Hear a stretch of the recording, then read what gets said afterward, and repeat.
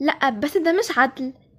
مش احنا اتكلمنا في الموضوع ده قبل كده؟ مش هنقدر يبقى عندنا 3 اوض. ده البيت الموجود وده انا بقيت جزء من العيلة دلوقتي. طيب وليه ما تناموش انتوا التلاتة في الأوضة التانية؟ مي انت عارفة ان ده صعب، بس ما ينفعش ترفضي كل حاجة لمجرد انها مش زي زمان. ده انا ملهاش اي ذنب. ولا أنا كمان. ايه يا جماعة، كل حاجة تمام؟ كل حاجة ماشية تمام، احنا بس بنظبط الدنيا. ممكن تساعدنا تنزل الشنط؟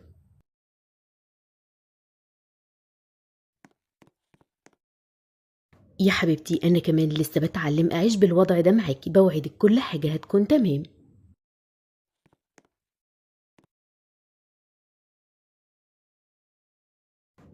أهلا. أهلا. طيب احط الكرتونة دي فين؟ ممكن تحطها هناك. قومي من هنا، ده سريري. أسفة، ما كنتش أعرف. طيب وديكي عرفتي دلوقتي.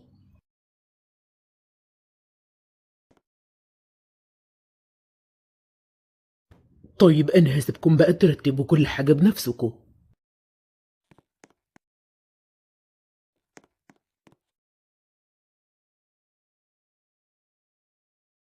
ما ترميسيش حاجتي.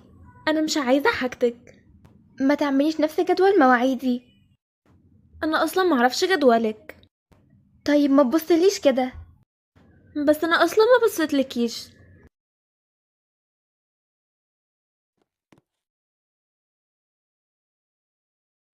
عدت اول اسابيع كلام في الهوا، نظرات متبادله، وجو متقسم نصين.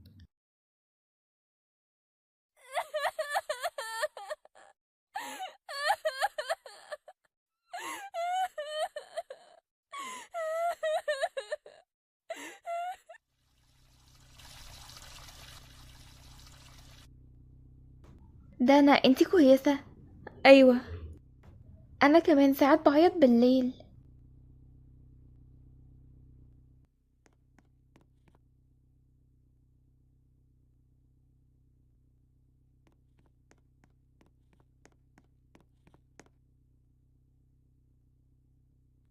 مي، ايه اللي حصل؟ حد أخد كراستي من الشنطة، كأنه مرميين في الزبالة ومتقطعين. ايه ده؟ مين اللي عمل كده؟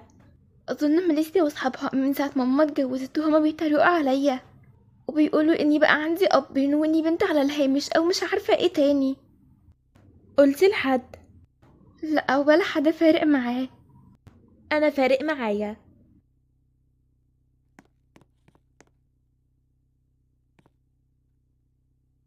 بتعملي ايه؟ انا هروح اكلم المديره، هتيجي معايا؟ ليه يعني؟ عشان لو انتي ما اخدتيش موقف هيفضل اللي بيحصل ده يكمل، والمره الجايه بقى مش هتكون كراستك بس، صدقيني.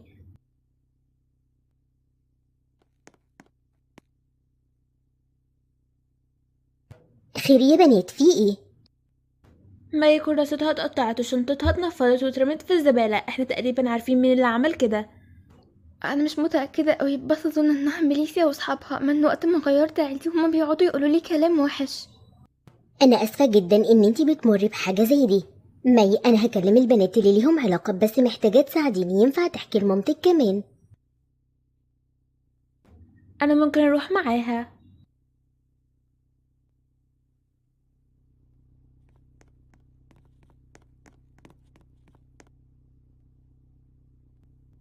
ماما محتاجة أكلمك وأكلم عمو مصطفى كمان. خير يا حبيبتي، في حاجة حصلت؟ ايوه، ولازم تسمعوها.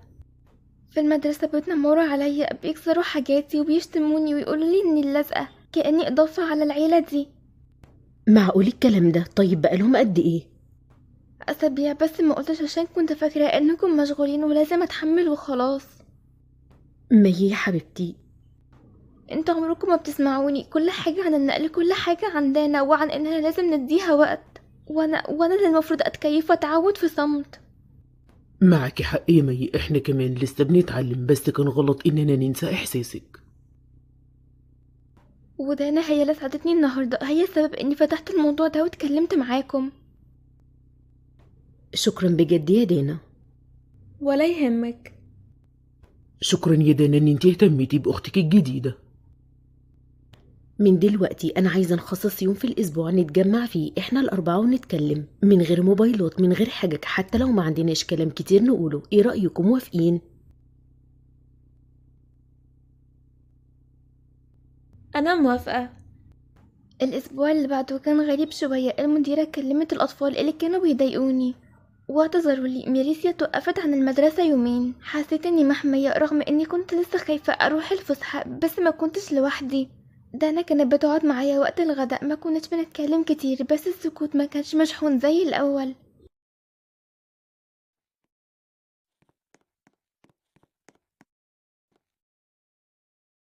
دانا، انت اللي رسمتي ده؟ أيوة، كنت دايما لوحدي والرسم كان بيخليني أحس بتحسن. ودلوقتي؟ ودلوقتي بقيت مضطر إن أنا أشارك أوضتي مع بنت بتعمل دوشة. على فكرة انا هادية جدا. بس بتعملي من حواليكي دوشة طول الوقت. يومكم كان عامل ازاي يا بنات؟ كان عادي. غريب بس حلو. غريب وحلو، ده تطور. ايوه، بنبدأ نتقدم خطوة.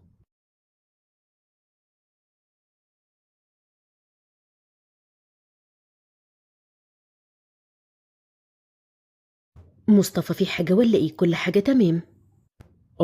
يعني مش حاسس ان ده غريب شوية. ده من محمود، بعت لي رسالة دلوقتي. وعايز إيه؟ بابايا؟ بيقول ان هو عايز يشوف مي وانه بقاله كتير ما شافهاش، عايز يعدي الاسبوع ده. بابا هيجي. مش عارفة يا مي، بقاله أكتر من سنة مختفي، لا رسالة في عيد ميلادك ولا تليفون حتى في الأعياد. بس عايز يجي دلوقتي، ينفع؟ أنا مش متأكدة إن دي فكرة كويسة. بس هو بابايا، من حقي اشوفه.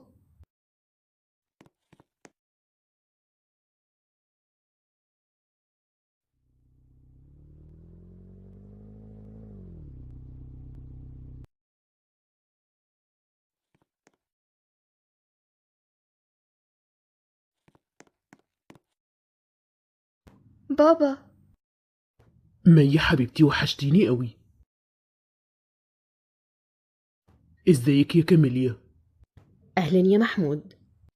شكرا ان انتي سمحتي لي اشوفها، كنت عايز بس اسلم عليها واطمن. مفيش مشكلة طبعا، اتفضل. ينفع اجي البيت عندك في مرة؟ ده يرجع لمامتك، بس لو انتي عايزة اكيد هنلاقي طريقة. ايوه انا عايزة. خلينا نتكلم بعدين في الموضوع ده يا مي.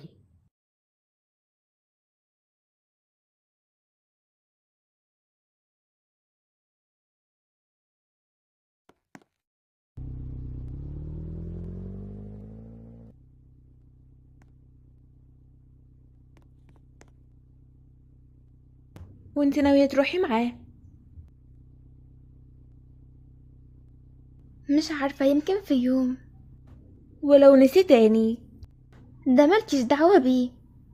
طيب، آخر مرة بابا يجيب وعد منفذوش وانت نمتي 3 أيام من غير ما تنطقي. ده انا قلتلك ده مش موضوعك.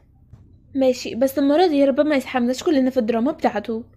هو بابايا يا دانا، ورغم انه خذلني انا لسه بحبه. يا رب ما يغزلكيش تاني، بس لو عملها تاني المرة دي أنا مش هسيبك تقعدي لوحدك وتتقوقعي مع نفسك. وانتي ليه فارق معاكي؟ عشان بقيت أشاركك الأوضة، أظن إن أنا ليا حق إن أنا أقلق عليكي برضو. بابايا بدأ يبعتلي رسايل ووعدني ياخدني الجنينة. قال انه عايز يصلح غلطه. وفي يوم من الايام بابا ما جاش. استنيت ساعتين في الجنينة، وساعتها حسيت ان الدنيا اتكسرت جوايا شوية.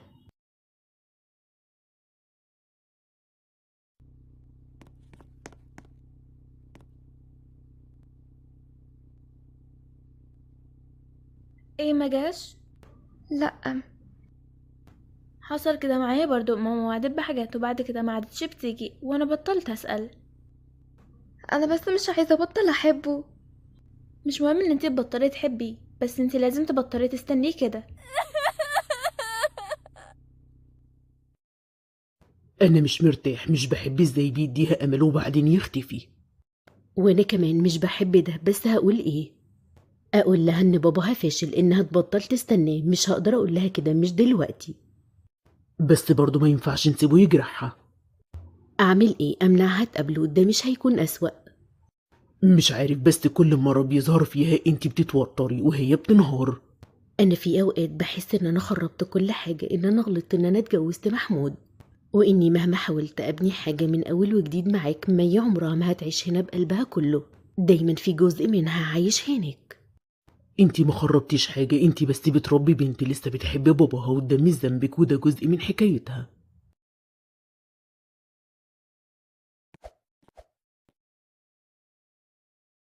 دانا صاحية؟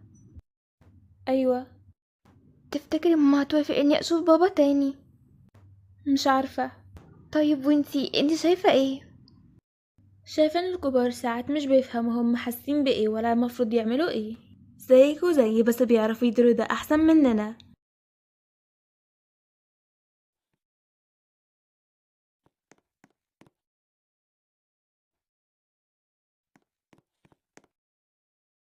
مي، انا كلمت باباك الصبح، طلب يشوفك في الويك اند عنده. موافقة قبل ما اقول له ايوه ولا لا؟ محتاجاكي تبقي عارفة ان الموضوع بيقلقني. انا عارفة كويس بقاله زمن، ومش متأكدة ان هو هيوفي بعضه. ايوه بس ده بابايا. عارفة، عشان كده مش بقولك لأ، بس لو رحتي محتاجة تفهمي حاجة. محتاجة افهم ايه؟ إن مفيش ضمان. يمكن يقولك كلام حلو وبعدين ما يعملش حاجة من اللي قال عليها. ولو ده حصل مش عايزاكي تفكري إن الغلط فيكي، انتي فاهماني.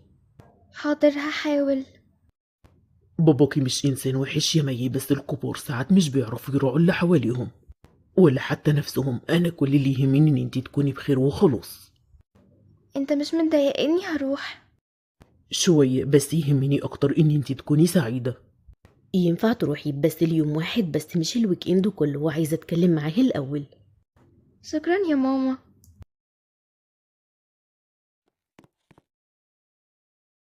هتروحي يوم واحد بس؟ انتي خايفة؟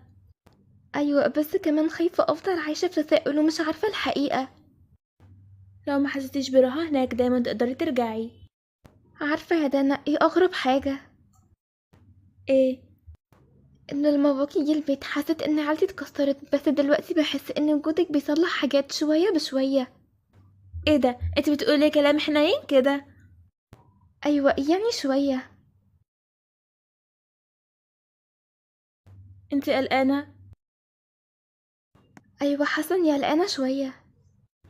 طب تحبي نلعب حاجة وانتي مستنية؟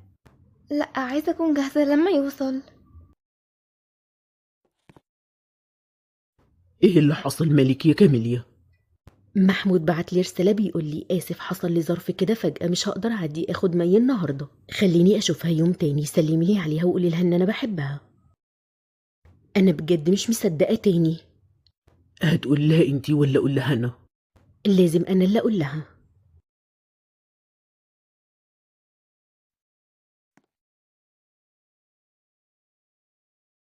ايه اللي حصل؟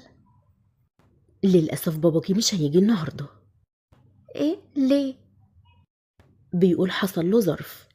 طيب وبكرة؟ ما قالش حاجة، قال يوم تاني. وانتي مصدقاه؟ اتكلمي ماما بس قوليلي الحقيقة، انتي مصدقاه؟ لأ لأ يا مي، مش مصدقاه. خلاص انا فهمت. في اليوم ده قطعت صور بابا اللي كنت رسماها، قصتها حتت صغيرة.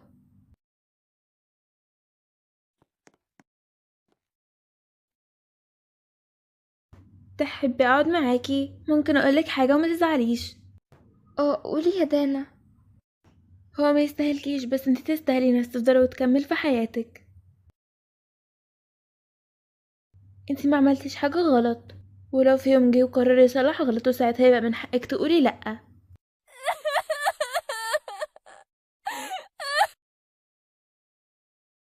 مي، انتي ما عملتيش حاجة غلط، ولو في يوم جه وقرر يصلح ساعتها يبقى من حقك تقولي لأ أو تحبي تنامي معايا النهاردة؟ لا شكرا، انا هنام مع دانا. عارفة ايه اكتر حاجة وجعاني؟ ايه؟ اني مش زعلانة علشان مجاش، انا زعلانة عشان حاسة اني ما عدتش محتاجاه. ده مش حزن، ده اسمه نضج.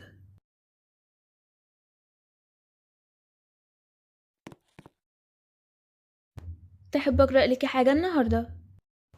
انتي بتقرأي بصوت عالي. بس ليكي لوحدك. ماشي، فصل واحد بس.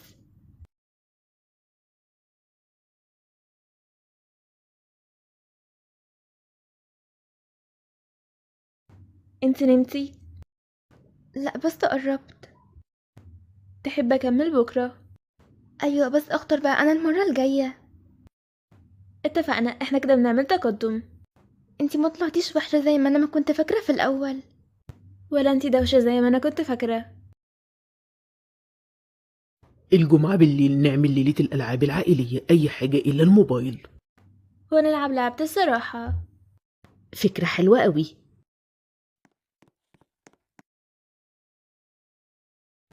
وفي يوم لقيت على سريري علبة صغيرة جواها كان فيه رسمة اللي كنت انا قطعتها، ملزوقة بشريط لاصق متجمعة بحرص، بس ما كانتش كاملة، بس بقت سليمة من تاني.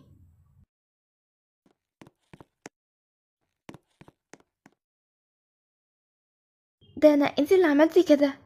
بتتكلمي عن ايه؟ عن الرسمة.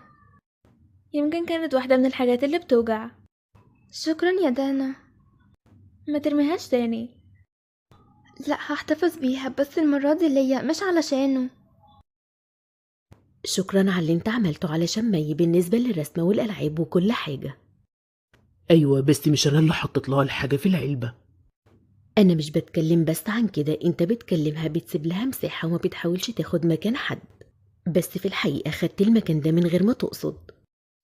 كاميليا أنا عارف إن أنا مش باباها، بس نفسي أبقى حد في حياتها اللي دايما موجود، حتى لو هي ما قالتش ده، حتى لو استنيت سنين علشان تناديني بحاجة، أنا كل ده مش فارق معايا. أنا كمان ساعات بخاف إن الموضوع ده ما ينجحش، وإن البنات ما ياخدوش على بعض، وإن في يوم يقولوا إننا فرضنا عليهم الوضع ده غصب عنهم. بس الخوف ما يعنيش إننا مش ماشيين صح.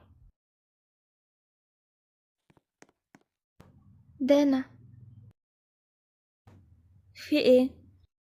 شكرا انك ما طلعتيش زي ما كنت فاكرة. وشكرا ان انت سبتيني اكون زي ما انا.